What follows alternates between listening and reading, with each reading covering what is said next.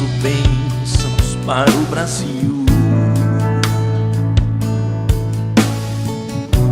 Pelo clamor desta nação, a tua glória neste lugar. Com minha alma eu vou clamar,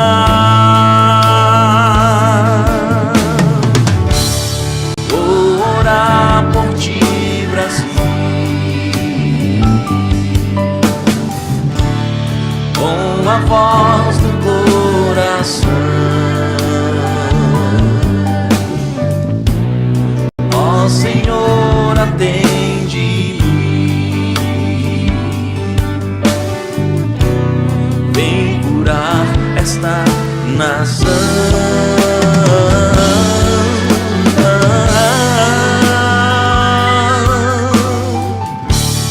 Vou orar por ti, Brasil, com a voz do coração.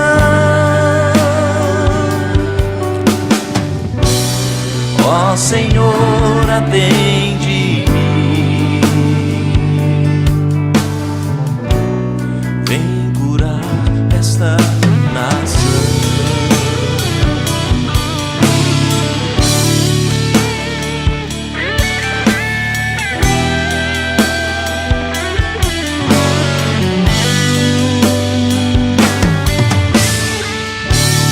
Vou orar por ti, Brasil,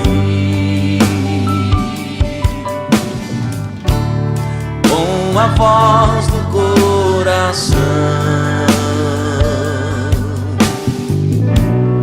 Ó Senhor, atende-me,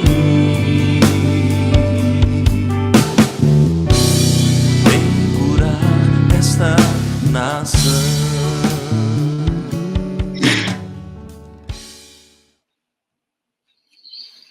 Muito boa tarde para você que acompanha a Oração pelo Brasil. Todos os dias ao meio-dia nós estamos orando pela nação brasileira. Você é muito bem-vindo. Obrigado aqui pela sua companhia, por estar conosco na Oração pelo Brasil, né? Deixa eu colocar aqui um microfone. Opa. Ver se melhora aqui o nosso áudio. Muito bom. Quero agradecer aqui todos que já estão conosco. Deixa eu ver aqui. Vamos trocar aqui o slide. Ore pelo Brasil. Vamos ver. Slide, ore pelo Brasil. Ok, tá. Já vi que o áudio está legal. Vamos então seguir. Nosso irmão Emerson lá de Barcarena, no Pará, está enviando aqui a saudação. A Marinalva, que é lá do Sergipe, que Deus tenha compaixão de todos nós. A Ocilene, também do Pará, Pai seja convosco. A Valdete, aqui de Campinas, em São Paulo,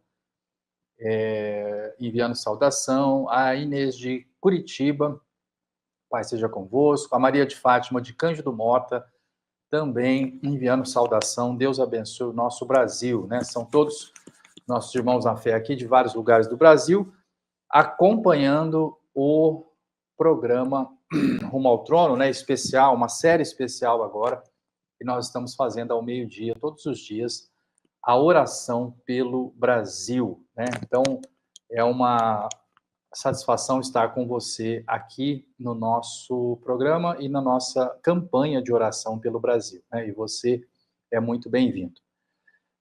Está aqui conosco também a Raquel, minha irmã, né, aqui de Onda Verde, enviando graça e paz, né? Então, amém.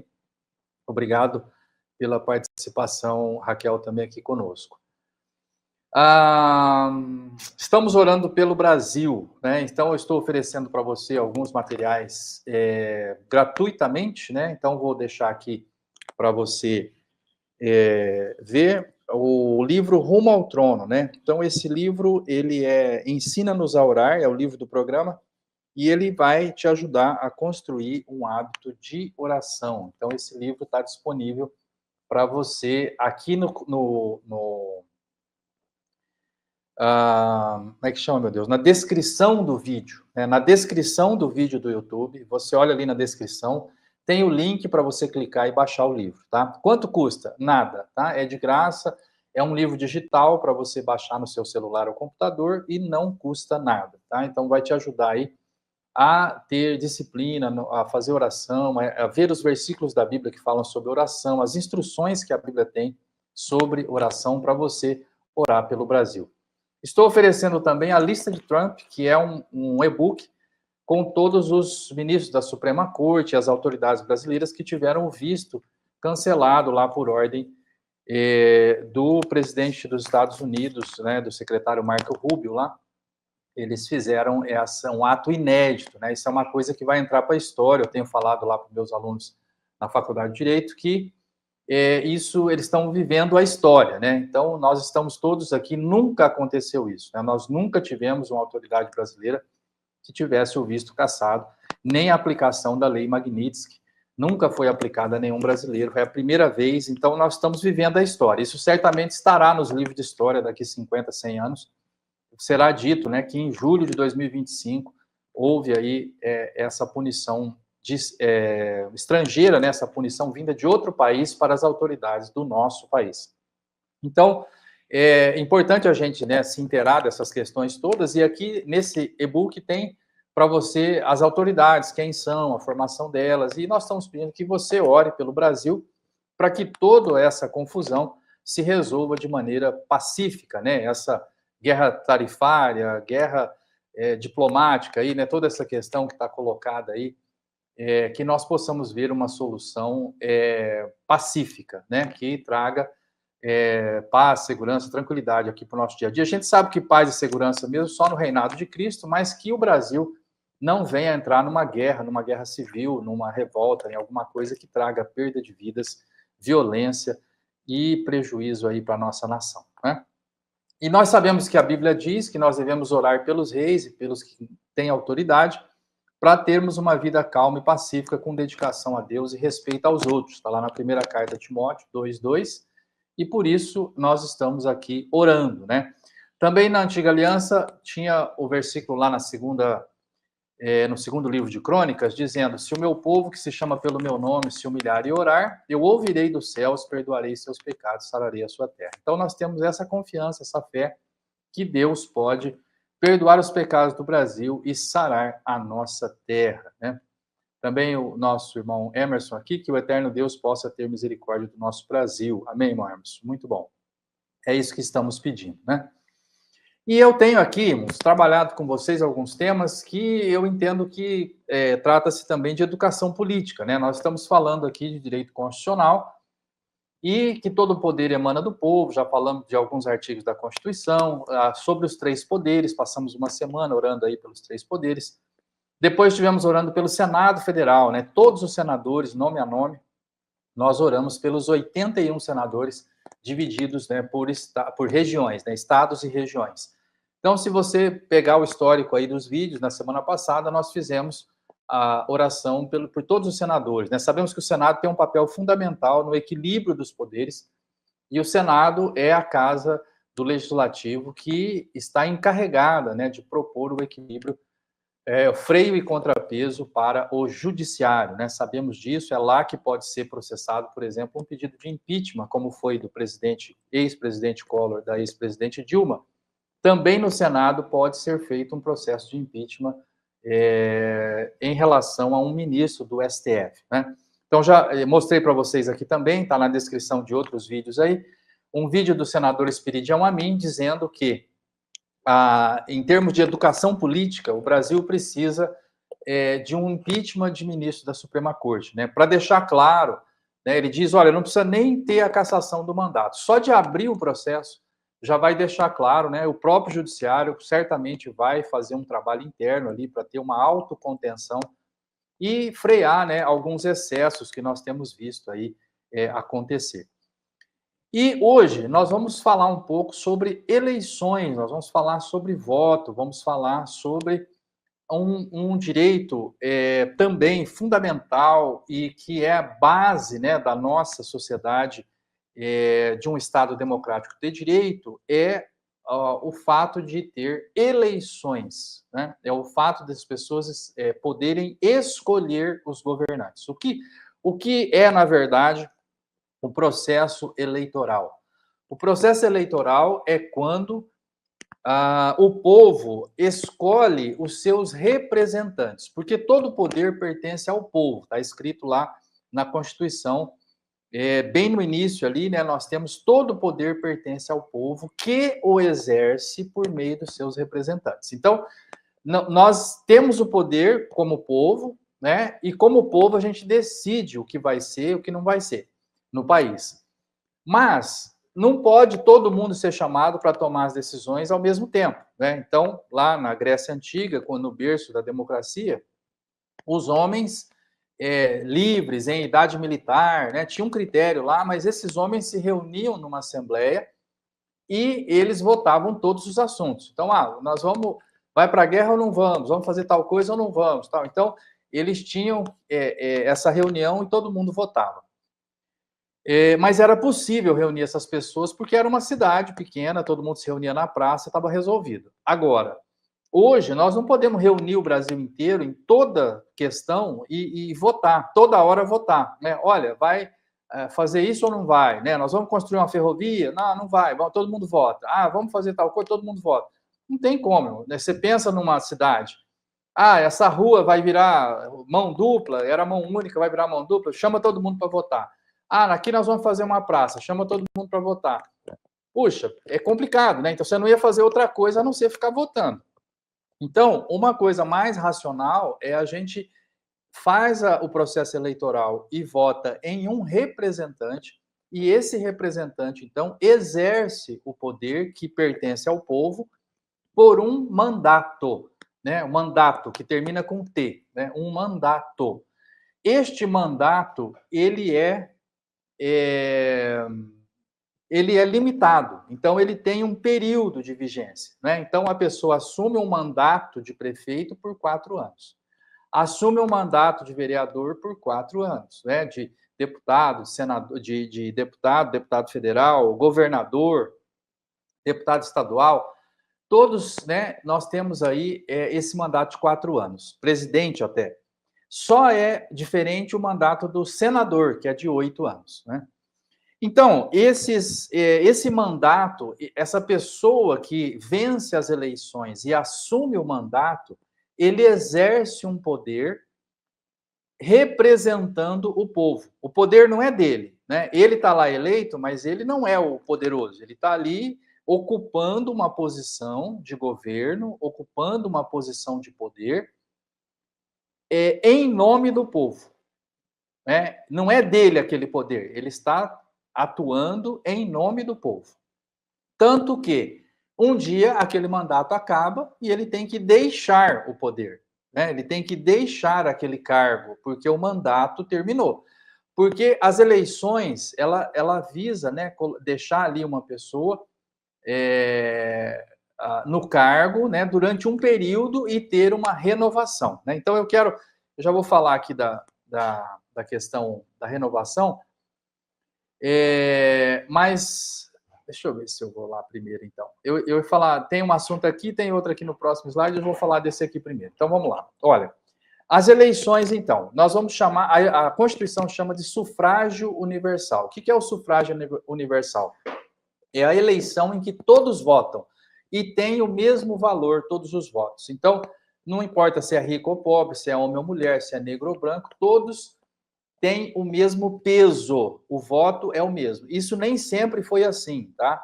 Houve um tempo em que só votavam os proprietários de terra. Isso aconteceu aqui no Brasil. Se você fosse proprietário de terra, você tinha direito a voto. Se não, você não votava. Já teve um momento em que era só os homens que votavam, a mulher não tinha direito a voto. Isso mudou. Somente os livres, né? A pessoa, os escravos não tinham direito a voto.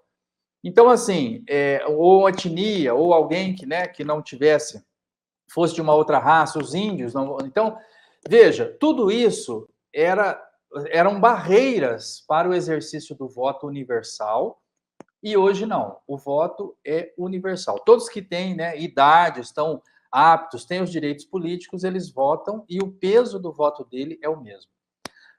Então, o meu voto vale um voto, o seu também, se for um homem, se for uma mulher, se for rico, se for pobre, todos valem um. Peso igual. Ok, já tivemos um momento também que o peso era diferente, né? O voto da pessoa tinha mais peso do que o de outras pessoas. Isso também foi eliminado. E a outra coisa é que o voto é direto. O que significa voto direto? Eu voto em quem eu quero que seja eleito. Eu não voto num representante para o representante votar na pessoa que vai exercer o poder. Né? Então, não é assim. A gente vota diretamente em quem a gente quer eleger. Então, você vota no deputado que você quer eleger, vota no presidente que você quer eleger, vota no governador que você quer eleger. Então, esse voto direto, ele também é importante, porque senão a gente poderia votar, por exemplo, no prefeito da sua cidade, e o prefeito da sua cidade, só ele votaria para governador e só os governadores votariam para presidente, entende? Aí o voto seria indireto. Você vota em alguém que vai votar em quem vai exercer o poder. Não é isso. A Constituição brasileira diz que o voto é universal e ele é direto. Então você vota direto na pessoa que você quer que governe. Depois a Constituição diz que o voto é secreto, ou seja, ele é pessoal, privado. Ninguém precisa saber em quem você votou. Né? E isso é muito importante, porque senão as pessoas vão tentar direcionar o seu voto, vão tentar fazer com que você vote na pessoa que ele quer e ele sabe em quem você está votando. Se você não votar, você vai ser punido de alguma forma. Então, é um problema quando o voto tem que ser aberto, quando as pessoas tomam conhecimento de quem você votou. Então, o correto é que o voto seja secreto. E é o que a Constituição garante. E, por fim, a Constituição fala em voto periódico, né? Ou seja, a alternância no poder. Então, eu votei numa pessoa, estou contente, ele fez um bom trabalho, chegou no final do mandato, acabou o mandato. Né? Então, mas ele pode ser reeleito. Então, ele reelege, aí depois acabou. Então, ele não pode ficar no poder eternamente, isso também não é bom. Então, uma pessoa que fica no poder por muito tempo, ela se acostuma com aquele poder, ela não quer mais sair, ela vai lutar muito para continuar lá, e também ela vai trazer algum prejuízo, favorecer alguém e desfavorecer outros, e aquilo se perpetua no tempo.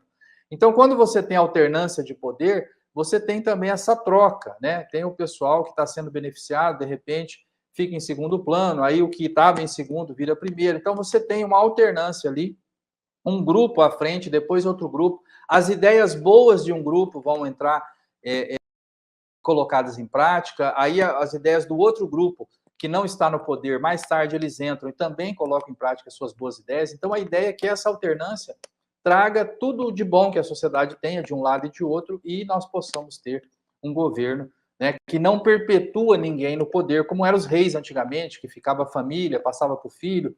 Às vezes o filho não era um bom governante, não tinha uma capacidade para exercer, mas era a família e aquilo tinha que ser daquele jeito, né?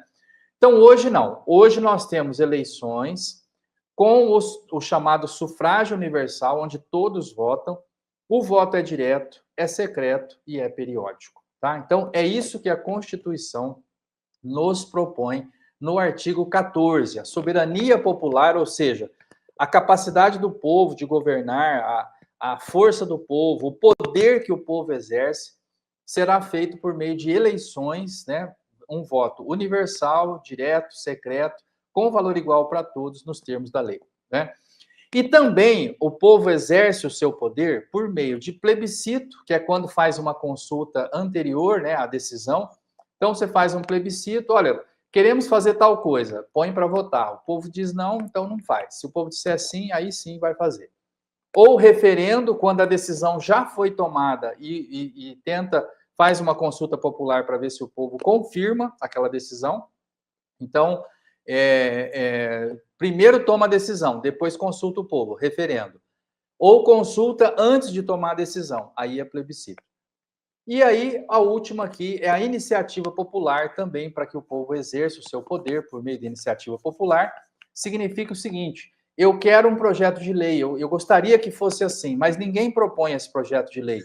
Nem o prefeito, nem os vereadores. Aí eu vou lá e proponho como iniciativa popular, da minha vontade, do meu né, da minha iniciativa, eu vou lá e coloco um projeto de lei. E aí a Câmara tem que votar e seguir em frente com esse projeto. Então, tem um exemplo muito bom, que é a lei da ficha limpa. Eu não sei se vocês sabem disso, mas a lei da ficha limpa, que é uma lei que trouxe assim a moralização no meio político, né? Com todo o rolo que a gente vê hoje aí, né? Está muito melhor do que antes da lei da ficha limpa.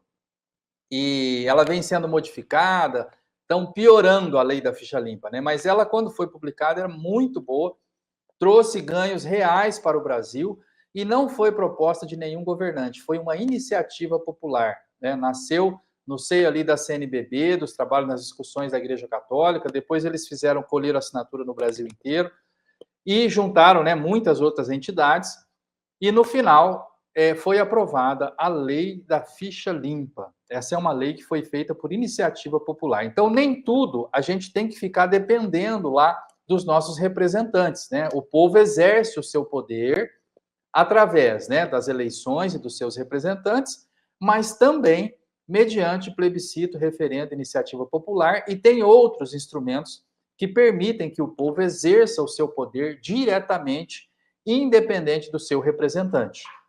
Né? Então, aí, por exemplo, no âmbito da justiça, você tem o habeas corpus. Se você acha que uma prisão é ilegal, você pode questionar essa prisão. Não precisa recorrer aos representantes, ao juiz, ao promotor, a, sei lá, ao delegado, alguém. Você mesmo pede, né? O habeas corpus, inclusive, não precisa nem ser advogado para você fazer um pedido de habeas corpus. Muita gente não sabe disso. Então, é o exercício direto do poder, né? Isso visando o judiciário.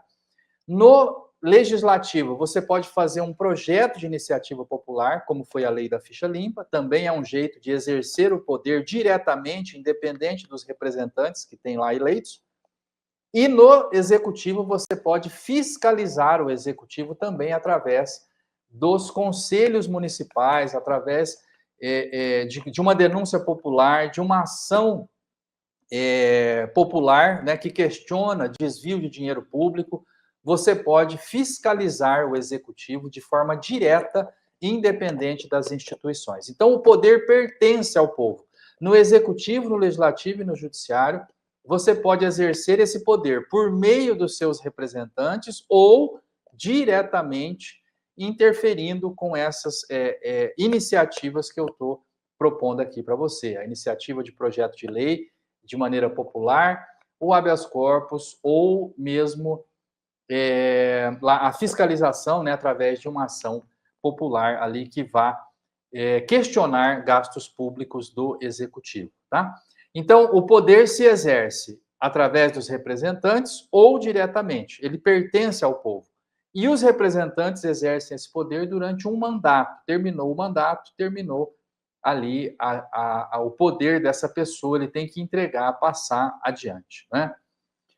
E lá na frente, no artigo 60 da Constituição, tem um artigo que fala sobre as emendas da Constituição. E aí, no parágrafo 4º, ele diz: não será objeto de deliberação a proposta de emenda tendente a abolir a forma federativa de Estado, voto direto, secreto, universal e periódico, separação dos poderes, direitos e garantias individuais. Nós vamos prestar atenção aí no item 2.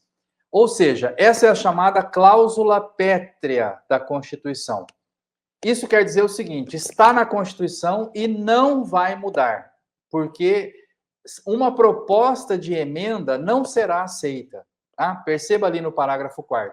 Não será objeto de deliberação a proposta de emenda que tenha por objetivo abolir o voto direto, secreto, universal e periódico. Tá? Então, nem será objeto de deliberação. Não vai nem considerar, não vai entrar em votação, ninguém vai discutir uma proposta que venha abolir o voto direto, secreto, universal e periódico. Tá? Então, foi até um motivo na imprensa, esses dias atrás, né? O presidente comentou alguma coisa assim, que as eleições não são mais suficientes. Então, ficou assim no ar, né? Qual é a intenção dessa palavra? Porque é muito estranho, porque o voto direto, secreto, universal e periódico é uma cláusula pétrea da Constituição, não pode ser alterada, nem mesmo por emenda constitucional, é para ser desse jeito e acabou. Tá? Então, é isso que diz a Constituição. Esse assunto é um assunto que não se discute. é um assunto que não está aberto à discussão e à mudança.